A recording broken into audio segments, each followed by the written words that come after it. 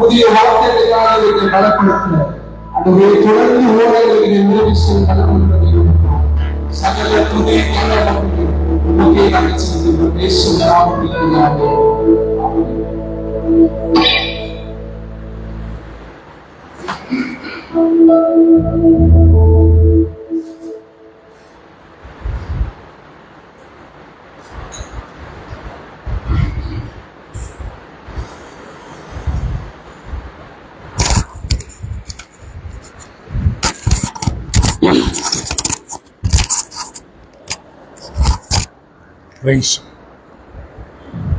Praise God. Hallelujah. Hallelujah. ஆண்டவருடைய நாமம் மகிமைப்படுவதாக. அருமையான காலையிலும் தேவ சமூகத்திலே ஒரு புதிய மாதத்துக்குள்ளே பிரவேசித்திருக்கிறோம். இந்த புதிய மாதத்தையும் கர்த்தர் நமக்கு ஆசீர்வாதமாக பெறும்படியாக நம்ம எல்லாரும் செலுத்த போகிறோம். எல்லாரும் கர்த்தர் ஸ்தோத்திரம் பண்ணலாமா? ஹல்லேலூயா, ஹல்லேலூயா, ஹல்லேலூயா, ஹல்லேலூயா. நன்றியோடு துதிக்கிறோம். எல்லா உலகில் ஆளுநர்கள் உள்ளது ஆளுநர்கள் கர்த்தருக்கு ஸ்தோத்திரங்களை ஏறெடுக்கலாம். ஹல்லேலூயா, ஹல்லேலூயா. நன்றியோடு துதிக்கிறோம். உலகில் அந்த காரியத்தை வெளிப்படுத்தட்டும். சத்தமா ஸ்தோத்திரம் சொல்லுவோம், சத்தமா ஸ்தோத்திரம் சொல்லுவோம். ஹல்லேலூயா. நன்றி ராஜா, நன்றி ராஜா, நன்றி ராஜா. ஹல்லேலூயா, ஹல்லேலூயா, ஹல்லேலூயா. இந்த நேரத்தில் கூட கடந்த மாதம் முழுவதும் தன்னை நமக்கு செய்த எல்லா நன்மைகளுக்காக நன்றி சொல்லி ஒரு புதிய மாதத்தை கதை கொடுத்தாரே, அதற்காக இந்த மாதத்திலும் கற்றக்கூடிய வார்த்தைகளை வெளிப்படுத்த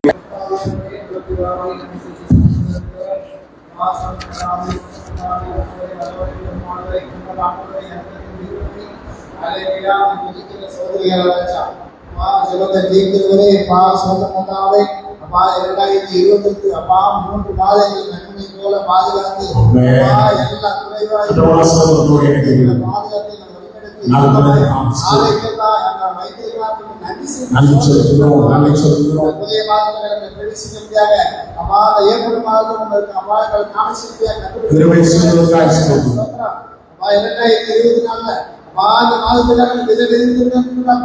நல்ல ஒரு விதையாக நாங்கள் அறுவடை செய்வதற்கு அப்பா நல்ல ஒரு விளைச்சல காண முடியாத கத்தனை அனுபவமான கருத்தை உண்டு பண்ண முடியாத செய்திருக்கிறோம்.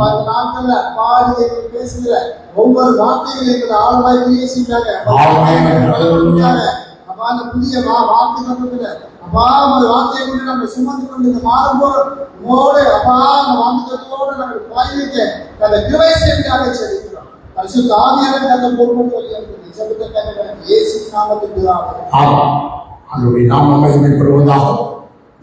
கூட கர்த்தர் ஒரு புதிய வாக்குத்தத்தத்தோடு கூட நம்மை சந்திக்க கர்த்தர் கிருபை செய்திருக்கிறார். எடுத்துக்கொள்வது ரோமருக்கு அப்போஸ்தலனாகிய பவுல் எழுதிய நிருபம் 16ஆம் அதிகாரம் 20ஆம் வாக்கியத்தை வாசிக்க போகிறோம். Romans chapter 16 and verse 20.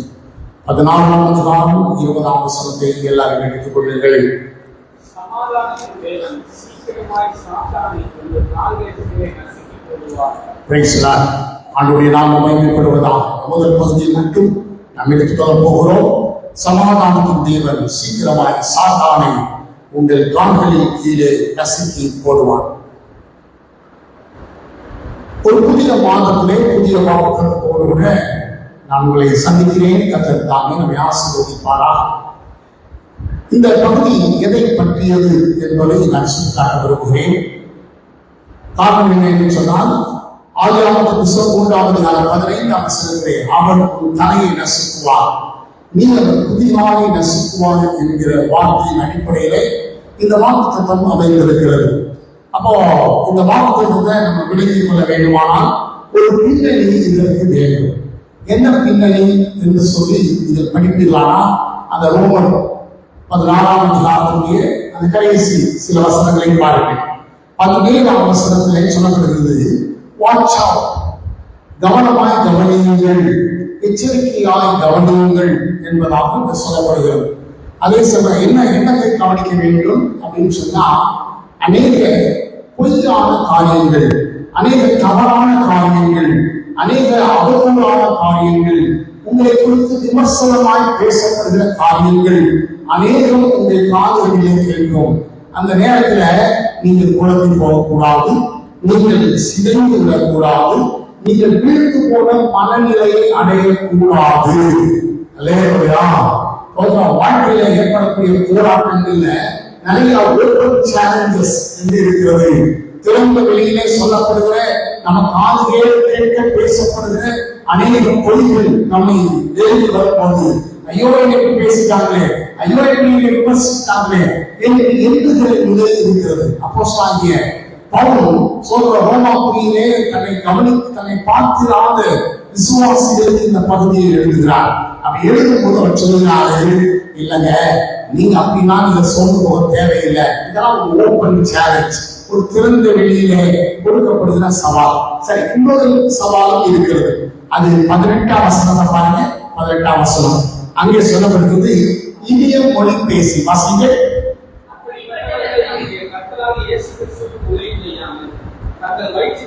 19ஆம் வசனத்தை வாசிங்க. உங்கள் வீட்டில் யாவருக்கும் தெரிய வந்திருக்கிறது, ஆகையால் உங்களை குறித்து சந்தோஷப்படுகிறேன். ஆனாலும் நீங்கள் நன்மைக்கு ஞானிகளும் தீமைக்கு பேதைகளுமாய் இருக்கிறீர்கள்.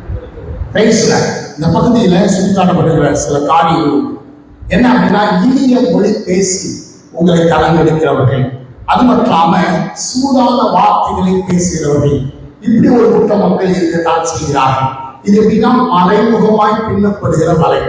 ஆனால் இதையெல்லாம் பார்த்து விசுவாசி சோர்ந்து விடக்கூடாது. ஏன் தெரியுமா?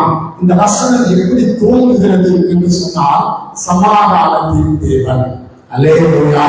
இந்த மாதத்திலே கர்த்தர் உங்களையும் என்னையும் பார்த்து சொல்கிறார், you must know your God, you must understand who your God is. நீங்கள் உங்கள் ஆண்டவரை குறித்து சரியான அறிவு உடையவர்களாக இருக்க வேண்டும். உதாரணமாக 2 கொரிந்தியர் புத்தகத்திலே சகல ஆறுதலின் தேவன் என்கிற பதம் பயன்படுத்தப்படுகிறது.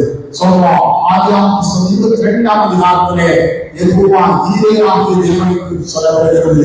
கலங்கி போன கிதியோன் சொல்றோம், ஆண்டவருடைய சமூகத்திலே காத்திருந்து, அதாவது பலி செலுத்தின போது கர்த்தர் அவனுக்கு யெகோவா ஷாலோமாக இருந்தார்.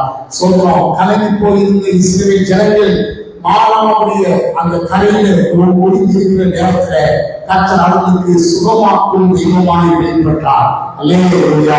அப்படியானால் விசுவாசிய பிள்ளையே, நீங்களும் நானும் ஆண்டவருடைய நாமத்தை சொல்லி நாம் ஒவ்வொரு காரியங்களை அணுகுகிறோம். கர்த்தர் நீதிமான்களுக்கு எதை கொடுத்திருக்கிறார் என்று சொன்னால், கர்த்தருடைய நாமம் பலத்த துர்கம், நீதிமான் அதற்குள் ஓடி சுகமாக இருப்பான் என்கிற அருமையான வாக்குத்தத்தத்தை கொடுத்து நம்மை ஆசீர்வதித்திருக்கிறார். கவனியுங்கள், இந்த ரோமாபுரிக்கு அப்போஸ்தலனாகிய பவுல் எழுதின நிருபத்திலே 16ஆம் அதிகாரத்தை வாசித்தோமே, 15ஆம் அதிகாரத்தில் இதே போன்ற காரியங்களை நீங்கள் வாசிக்க முடியும். 13ஆம் அதிகாரம் 15ஆம் அதிகாரத்துடைய 33ஆம் வசனத்தை நீங்கள் வாசிக்கும் போது நான் உங்களுக்காக வாசிக்கிறேன். சமாதானத்தின் தேவன் உங்கள் அனைவரோடும் கூட இருப்பாராக. ஆமென் என்று அந்த பகுதி குறிப்பிடுகிறது. 31ஆம் வசனத்திலிருந்து இந்த பகுதி போகிறது. என்ன என்று சொன்னால், யூதாவில் இருக்கக்கூடிய அவிசுவாசிகளுக்கு நான் தப்புவிக்கப்படும்படிக்கு, அது மாத்திரமல்லாமல் 32ஆம் வசனத்திலே சொல்றோம், நீங்கள் தேவனை நோக்கி செய்யும் ஜெபங்களில் நான் போராடுவது போல நீங்களும் என்னோடு கூட போராட வேண்டும். ஏனென்றால் நான் எருசலேமுக்கு சகாயங்களை எடுத்துக்கொண்டு போகிறேன். அதனால எருசலேம் சபை என்னை அங்கீகரிக்க வேண்டும். அல்லேலூயா. 31ஆம் வசனத்தில் சொல்றாரு, ஒரு பக்கத்துல எதிர்ப்புகள் போராட்டங்கள், இன்னொரு பக்கத்துல சொல்றோம் சபை அவரை அங்கீகரிக்க வேண்டும். இவர் எருசலேம் சபையில அவனாக இருக்கல, இவர் புறமதத்தினர் மத்தியிலே ஊழியம் செய்யக்கூடிய கடந்து போனவர். அதனாலே அவர்கள் இவரை ஏற்றுக்கொள்ள வேண்டும். ஏனால் சபையுடைய அங்கீகாரம் இவருக்கு அவசியமாக இருக்கிறது. அப்போ இவர் பயன்படுத்துகிற வார்த்தை சமாதானத்தின் தேவன். கலைஞர் சொல்லுங்க, சமாதானத்தின் தேவன். அல்லேலூயா. சரி, இப்போ செய்திக்குள்ளாக நாம் கடந்து போகலாம். இந்த வசனம் எப்படி இருக்கிறது என்று சொன்னால், சமாதானத்தின் தேவன் சீக்கிரமாய் சாத்தானை உங்கள் கால்களில் கீழே வெடித்து போடுவார் என்பதாக இருக்கிறது. 5 விதமாக இந்த வசனத்தை நீங்கள் பார்க்க முடியும். முதலாவது, இது ஒரு வாக்கு தத்தம். அல்லேலூயா. இது ஒரு அருள் வாக்கு. நான் ஏற்கனவே சொன்னது போல ஆதியாகமம் 3ஆம் அதிகாரம் 15ஆம் வசனத்திலே இயேசுவானவரை கொடுத்து சொன்ன தீர்க்க தரிசனம் எப்படி சிலுவையிலே நிறைவேற்றப்பட்டதோ, எப்படி அவர் மகிமையான மரணத்தையும் மகிமையான உயிர்த்தெழுதலை அடைந்தாரோ, அதே போல நீங்களும் நானும் இந்த காரியத்தை வாக்குத்தத்தமாய் பெற்றுக் கொள்கிறோம். அல்லேலூயா. சரி, அடுத்து இட்ஸ் a prayer. எப்பொழுதுமே ஒரு வாக்குத்தத்தம் கிடைத்த உடனே உங்கள் வாழ்க்கையிலே ஜெபத்தை துவங்க வேண்டும். அதன் அடிப்படையிலே இதில் ஜெபிக்க வேண்டும். நிறைய பேருக்கு 1000 மடங்கு நீ ஆசீர்வதிக்கப்படுவாய் என்கிற வாக்குத்தத்தம் கொடுத்த உடனே யோசிப்பாங்க, 1000 மடங்கு நான் ஆசீர்வதிக்கப்பட போறேன்னா அல்லேலூயா பிரைஸ் லார்ட் என்று பக்கி அடிச்சு படுத்துவாங்க. இல்லங்க, அப்பதாங்க நீங்க அதிகமா ஜெபம் பண்ணணும். ஏன் தெரியுமா? இந்த வார்த்தை செயல்பட விடாதவர்களுக்கு உங்களுக்குள்ளே அவிசுவாசம் உங்களை முறியடித்து விடக்கூடாது. சூழ்நிலை உங்களை சோதரம் கட்டி போட்டு விடக்கூடாது. எப்பயுமே போராட்டம் திடீர்னு அதிகமாகும். வாக்குத்தத்தம் நிறைவேறாது அப்படின்ற மாதிரி ஒரு சூழ்நிலை வரும். அப்பதான் நீங்க அதிகமா விசுவாசிக்கணும். ஏன்னா எப்பயுமே வார்த்தைக்கு எதிராக சூழ்நிலைகள் போராடுகிறது. பிசாசு போராடுகிறார், மனிதன் போராடுகிறார், பலவிதமான காரியங்களை கர்த்தரை அனுமதிக்கிறார். அந்த அதுக்கு நடுவில் இது ஒரு மன்றாட்டாக நீங்கள் எடுக்க வேண்டும். அல்லேலூயா. நான் சொன்னேன், இந்த வாக்கு இந்த வசனத்தை வாக்குத்தத்தமாய் மட்டுமல்ல, இது ஒரு ஜெபமாக நீங்கள் பாருங்கள். அதே சமயத்துல இன்னொரு காரியத்தையும் அந்த பகுதியில் சுட்டி காட்டுகிறது. அந்த 19ஆம் வசனத்தை நீங்கள் வாசித்தீங்கன்னா அங்கே சொல்லப்படுகிறது, நீங்கள் நன்மைகளுக்கு ஞானியாகவும் தீமைக்கு பேதையாகவும் நீங்கள் இருக்க வேண்டும். இங்கே ஊக்கப்படுத்துகிற ஒரு காரியத்தை தேவனுடைய தாசன் குறிப்பிடுகிறதை பார்க்கிறோம். பொதுவாக நமக்கு அதிகமான உற்சாகப்படுத்துகிற ஒரு நிலை வேண்டும். அடிக்கடி வார்த்தைகளை சொல்லி பாருங்கள். அல்லேலூயா. இன்னொருத்தர் சொல்லி பார்க்கலாமா? சமாதானத்தின் தேவன் சீக்கிரமான சாத்தானை எங்கள் கால்களின் கீழே நசுக்கி போடுவார். இப்படி நம்ம சொல்லும் போது என்ன நடக்கிறது அப்படின்னா, நமக்குள்ளே ஒரு பெரிய உற்சாக நிலை உண்டாகிறது. சபையிலே ஜனத்திலே சொல்றோம், அல்லது ஒருவரை சந்திக்கும் போது இப்படிப்பட்ட வார்த்தைகளை ஒருவருக்கொருவர் சொல்லிக் கொள்ளும் போது நாம் ஒருவருக்கொருவர் உற்சாகப்படுத்திக் கொள்கிறோம். ஊக்கத்தை அளிக்கிறது. அதே சமயத்துல இன்னொரு காரியத்தை அந்த வசனம் சொல்கிறது. என்ன அப்படின்னா, ஒரு எச்சரிக்கையும் சொல்கிறது. அப்படின்னா சாத்தான் தனக்கு கொஞ்ச காலம் உண்டு என்பதனாலே அதிகமாய் போராடி பார்ப்பார். உங்களை எப்படியாவது புலம்ப வைக்கணும், உங்களை எப்படியாவது இயேசு நல்லவர்களும் சொல்ல விடக்கூடாது அப்படிங்கிறதுக்காக சாத்தானும் போராடுவான். இந்த எச்சரிக்கையை நம்ம புரிந்து கொண்டு நாம் விலக வேண்டும் என்று அந்த வசனம் சொல்கிறது. கடைசியாக 5ஆவதாக நான் சொல்லக்கூடிய காரியம் இட்ஸ் an assurance. இந்த வார்த்தையை வாசிக்கும் போது நசுக்கி போடுவார் என்கிற வார்த்தை இருக்கிறது. அல்லேலூயா. அப்போ இந்த வார்த்தையில என்ன இருக்குன்னா, ஒரு பெரிய உறுதி நிலை இருக்கிறது. assurance சொல்ல அந்த பெரிய ஒரு உறுதி நிலை இருக்கிறது. ஆக இந்த மாதத்திலே கற்றுக் கொடுத்திருக்கிற வாக்குத்தத்தம் அது ஒரு வாக்குத்தத்தம், இரண்டாவது அது ஒரு ஜெபம், மூன்றாவது அது ஒரு நமக்கு ஊக்கமளிக்கக்கூடிய ஒரு காரியம், நான்காவது அது ஒரு எச்சரிக்கை, எல்லாவற்றுக்கும் மேலாக அது ஒரு உறுதியான நிலையை நமக்கு கொடுக்கிற ஒன்றாக இருக்கிறது. எனக்கு கொடுக்கப்பட்டிருக்கிற இந்த கொஞ்ச நேரத்துல இந்த வசனத்தை இது கொஞ்சம் விளக்கமாய் நான் சொல்ல விரும்புகிறேன். கவனிக்கும் போது முதல்ல சமாதானத்தின் தேவன் அப்படின்னு முதல்ல யாரை பற்றிய தைரியத்தை கொண்டு இந்த வசனம் அமைக்கப்பட்டிருக்கிறது என்பது சொல்லப்படுகிறது. பொதுவாகவே நீங்க நிற்கணும்னா நான் நிற்கணும்னா இதற்கு தேவன் நமக்கு பலன் கொடுக்கிறவராக இருக்க வேண்டும். இது முதல் காரியம். அவ சமாதானத்தின் தேவன் என்ன செய்யப்படுறாரு அப்படின்னா, சீக்கிரமாய் சாத்தானை உங்கள் கால்கள் முற்றிலே நசுக்கி போடுவார் என்று இருக்கிறது. அவன் நசுக்கி போடுவான் என்கிற காரியத்தை நாம் புரிந்து கொள்ள வேண்டும். இது எப்படி இருக்கிறது என்று சொன்னால், உதாரணமாய் ஒரு பாதை இருக்கிறது வைக்கல, அது கல்லும் கரடுமாய் இருக்கிறது.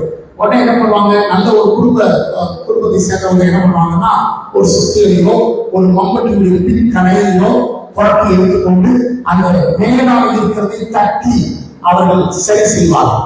செய்து அதை கட்டிக்கிட்டியா இருக்கிறத அல்லது பாறையால் நல்லா இருக்கக்கூடிய உடன் உடைத்து அதை சரி செய்வார்கள்.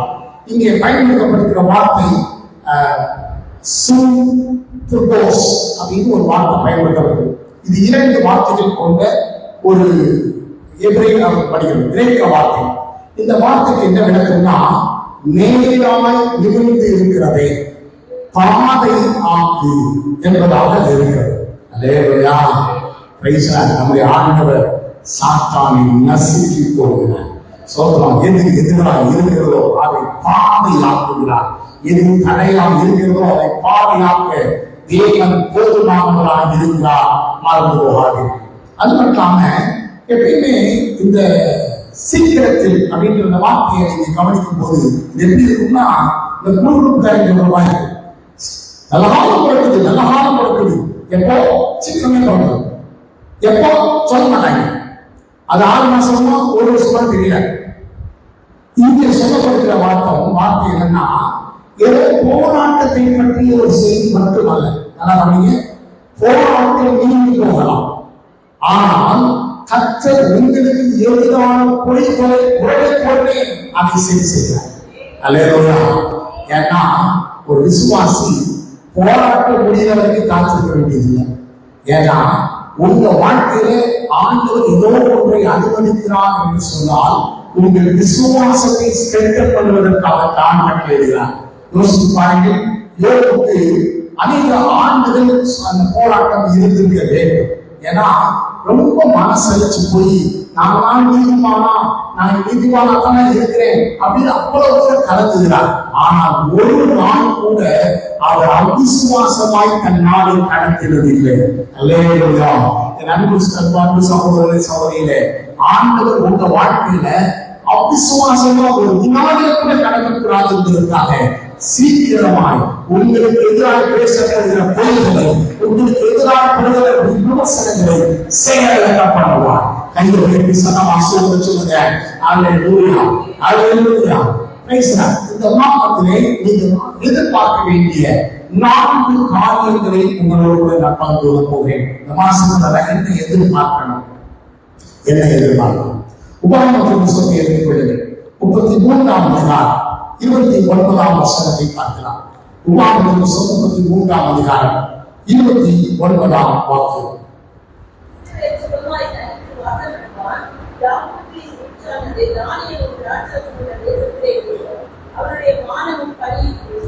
உபாகமம் 33ஆம் அதிகாரம் 29ஆம் வசனத்திலே, கர்த்தரால் ரட்சிக்கப்பட்ட ஜனமே, உனக்கு ஒப்பானவன் யார்? உனக்கு சகாயம் செய்யும் கேடகமும் உனக்கு மகிமைப்படுத்திய பட்டயமும் அவரே. உன் சத்துருக்கள் உனக்கு இச்சகம் பேசி அடங்குவார்கள், அவர்கள் மேலைகளை மிதிப்பார். அப்படின்னா இங்க பயன்படுத்தப்பட்டிருக்கிற வார்த்தை, இந்த ஆக்கிரமிப்பாளர்கள் கோபுரங்களை கட்டியிருக்கிறார்கள். எதுக்கு நம்ம இந்த ஆக்கிரமிச்சு வச்சிருக்கிறோம்?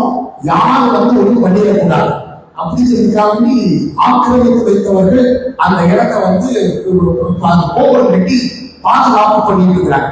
உங்களுக்கு எல்லாருக்கும் தெரியும், இந்த கானான் தேசம் நம்முடைய முற்பிதாவாகிய ஆபிரகாம், ஈசாக்கு, யாக்கோபுக்கு கர்த்தர் வாக்கு பண்ணின தேசம். இப்போ 70 ஆண்டுகள் படிக்கணும். இப்போ 430 ஆண்டுகள் இவர்கள் எகிப்திலே போய் வாழ போயிருக்கிறார். அங்க போய் சிறையிருப்புல இருந்தாங்க. அங்க வந்து கர்த்தர் அப்புறம் மீண்டு கொண்டு வர்றார். இப்போ உபாகமம் 33ஆம் அதிகாரம் எதை பற்றிய அதிகாரம் என்று சொன்னால், தேவனுடைய தாசனாகிய மோசே ஜனங்களை பார்த்து சொல்கிறார், எதிராளிகளுடைய மேலைகளை அல்லது உலகங்களை மெதிப்பார். அல்லேலூயா. ஐயா சொல்ல நான் மெதிப்பேன். சாத்தானை எப்படி மெதிப்பீங்க? சாத்தானை மெதிக்கிறது பல நிலையில மெதிக்கலாம். அவன் கட்டி வச்சிருக்கிற கோட்டைகளை, அவன் கட்டி வச்சிருக்கிற கோபுரங்களை நீதிக்க தக்கதாக தங்கள் எனக்கு கீழ்வையை கொடுக்கிறான். அல்லேலூயா. முதல் வசனத்தை நீங்க வாசிக்கிறேன். இந்த முதல் காரியத்துல இன்னொரு காரியத்தை சொல்லிக்கிறேன். ஏசாயா 60ஆம் அதிகாரம் 14ஆம் வசனத்தை நீங்கள் பாருங்கள். நான் வாசிக்கிறேன். உன்னை கொடுக்கிறவர்களின் பிள்ளைகளும் குனிந்து உன்னிடத்தில் வந்து உன்னை அசத்தி பண்ணின யாவரும் உன் காவலில் பணிந்து உன்னை கர்த்தருடைய நகரம் என்றும் இஸ்ரவேலுடைய பரிசுத்தரின் சீயோன் என்றும் சொல்லுவார்கள். அல்லேலூயா. முதல் காரியம், ஆக்கிரமிப்புகளை நீ செயலிழக்க பண்ணுவார். இந்த மாதத்துல என்னெல்லாம் பிசாசு பிடிச்சு வச்சிருக்காங்க அதை பூராத்தையும் நீங்க எடுக்க போறீங்க. அல்லேலூயா.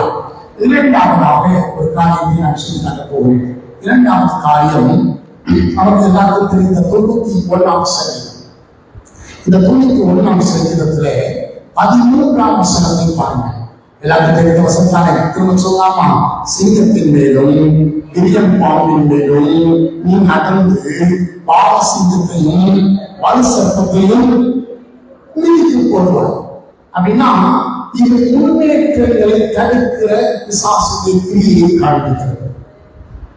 பிசாசுடைய எதிர்பார்ப்பு என்னன்னா, உங்களை முன்னேற விடக்கூடாது, உங்களை முன்னேற விடக்கூடாது. அதனால இது பாதையில படுத்து கிடக்குது, பாதையில வலுசற்பம் படுத்து கிடக்குது, பாதையில சிங்கம் படுத்து கிடக்குது. என்னன்னா, நீங்க நமக்கு வழியில சிங்கம், வீதியில கொலையுடன் என்று சோதனை சொல்லுவார் என்று நீதிபதிகள் சொல்லப்படுது. அப்படின்னா உங்களுக்கு முன்னேற்றத்துக்கு என்ன தடை அப்படின்னா, உங்களுடைய மன சோர்வுதான்.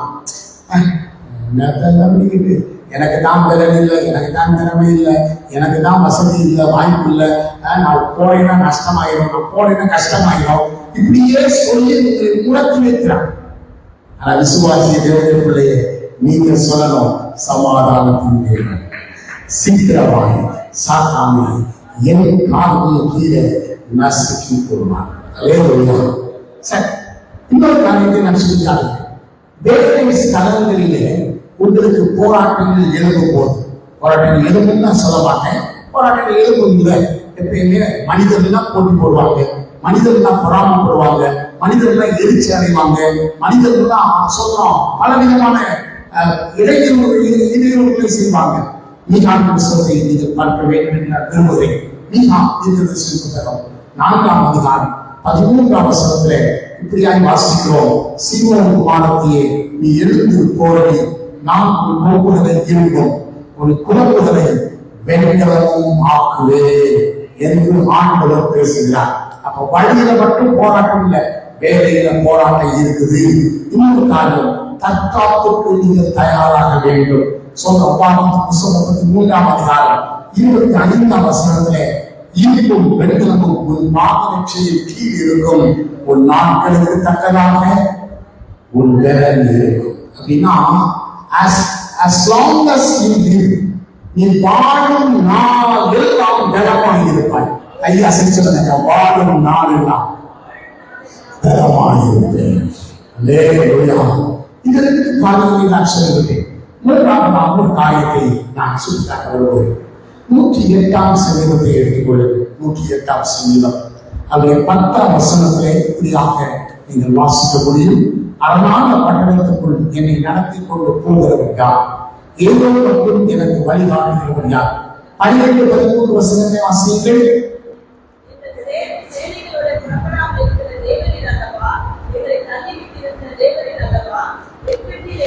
இக்கட்டில் எங்களுக்கு உதவி செய்யும் மனுஷனுடைய உதவி விருதான், தேவனாலே பராக்கிரமம் செய்யும். அன்பான பிள்ளைகளே, இங்கே சொல்லப்படுகிற காரியம், we rely upon the prayer part. தேவனுடைய ஜெப வல்லமையை நான் நம்பி இருக்கிறேன். அல்லேலூயா. ஸ்தோத்திரம். இது மூன்றாவது காரியம். அரணான பட்டணங்களுக்குள்ளே கர்த்தர் நம்மை கொண்டு போய் விடுகிறார். ஸ்தோத்திரம். கோட்டையில் நிறைந்த மதில் சுவர்கள் உயரமாக இருக்கக்கூடிய அந்த கானான் தேசத்திலே, ஏனோக்கியர்கள் அதிகமாக இருக்கக்கூடிய தேசத்திலே ஆண்டவர் இந்த அருமையான செயல்களை கொண்டு போய் சேர்த்தார். அல்லேலூயா. நான்காவது காரியத்தை சொல்லி நான் செபிக்க விரும்புகிறேன். நான்காவது காரியம், இப்போ நான் சொல்ற காரியத்தை அப்படின்னு கேட்கிறேன். முதல்ல விசிட்டிக்கு போங்க, அதுக்கப்புறம் சுதந்திரிக்க போங்க. என்ன சொல்றோம்? முதல்ல விசிட்டிக்கு போகணும், அதுக்கப்புறம் என்ன பண்ணணும்? சுதந்திரிக்க போகணும். என்ன நம்ம பாஸ்டா விசிட்டிங் போக சொல்றாரு பாஸ்டர் அப்படின்னீங்களா? சொல்ற முதல்ல பார்க்க போங்க, அடுத்து சொல்ற பெற்றுக்கொள்ள போங்க. அல்லேலூயா. எப்படி ராசனாகிய காலையை கொடுத்த ஒரு வசனம் ஞாயிற்றுக்கிழமை கத்திரிச்சிட்டவான இந்த பகுதியில் தான் நான் தேவனுடைய வார்த்தையை பார்க்க விரும்புகிறேன். எடுத்துக்கொள்வது உபாகமத்தின் புஸ்தகம் 1ஆம் அதிகாரம் 36ஆம் வசனத்தை பாருங்கள். உபாகமம் 1:36. அங்கே சொல்லப்படுகிற காரியம் எப்படி வானாகிய காலை மாத்திரம் அதை காண்பான்.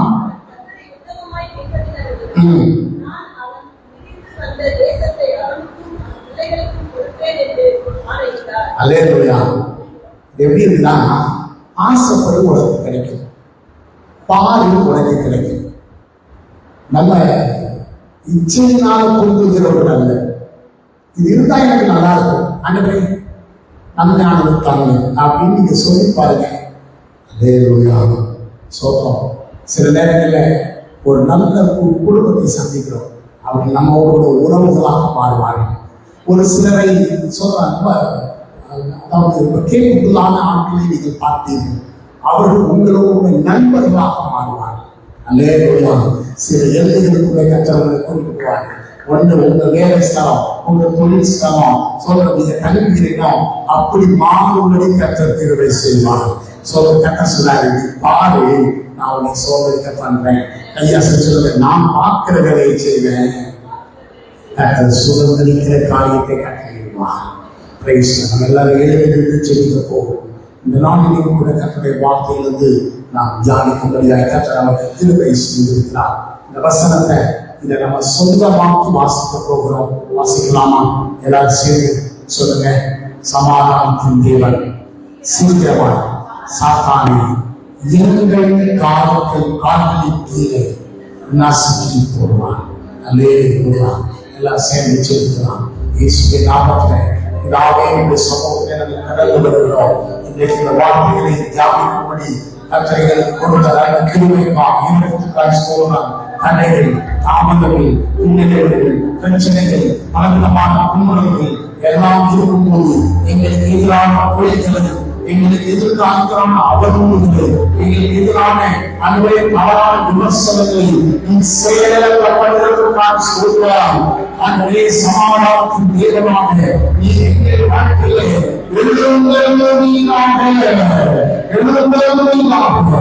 அப்பா இந்த வார்த்தை கர்த்தர் ஆண்டவரே எங்கள் வாழ்க்கையிலே பெறவாயும் கட்டளை நீராக என்று நாங்கள் சொல்கிறோம். கர்த்தர் ஜெபம் கேட்கிறதற்காக சொல்கிறார். இயேசுவின் மூலமே பிதாவே